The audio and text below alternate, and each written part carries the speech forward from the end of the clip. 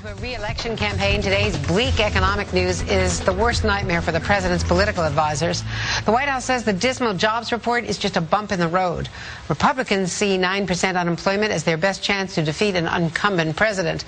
Congressman Emanuel Cleaver is a member of the House Financial Services Committee and chairman of the Congressional Black Caucus and joins us now. Congressman, thanks so much. Well, first of all, how much political damage do you think that this is going to cause Democrats hoping to win in 2012? You're running out of months in order to turn that unemployment number around, certainly get it below 8%. That's not going to happen. Well, we had some positive news. For the 17th consecutive month, we had growth in the private sector. But there's no need in me pretending that this is good news. It is not good news. But I think what Democrats must do is to begin to focus more on creating jobs than on reducing the deficit and dealing with the debt ceiling.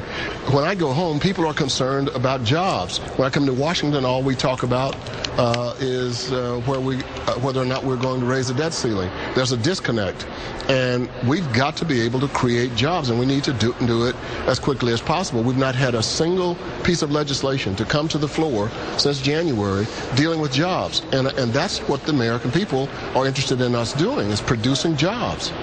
But even the White House is saying, Congressman, that you have to find trillions of dollars of savings in this budget, whether it's now short-term or down the road long-term. So nobody's really talking about a stimulus plan right now. There doesn't seem to be any money, any appetite for that politically. Well, I disagree with the White House. I think we have got to do something with jobs. One of the best jobs creators over the years has been the federal transportation bill. I think we've got to begin to rebuild the infrastructure across the country, and that will create real jobs. But maybe we ought to do something that is stimulative for the time being. I know that's difficult, but we can do it probably with some budgetary offsets. We've got to create jobs. African American unemployment is also rising. It is now at 16.2%. That's epidemic.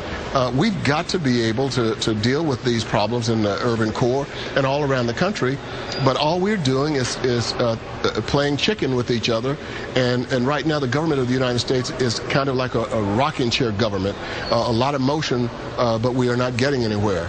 And, Congressman, I assume you were at the White House for the meeting with the president. What did you say to him? Did you present any of these arguments to him representing the Congressional Black Caucus? No, but I did present these arguments to the president in the Oval Office a few weeks ago, and we haven't changed in our position on this. What did you say to him? Well, we told the president that were the members of the Congressional Black Caucus Executive Committee. We told the president that people back home are concerned about jobs, and that we thought that there needed to be some emphasis on job creation. The president's response, which I understand, is that he said, look, I'm going to continue to work on trying to heal the economy, and when I do that, it will make jobs available to all the American public. And I agree with that. But I think that if any segment of the community, whether women or children, are particularly hurting, then we place emphasis there. The American public is hurting, and they don't have time to worry about whether or not Washington no longer functions. All they know is that they're having difficulty paying their bills. We're going to have almost 1 million foreclosures this year.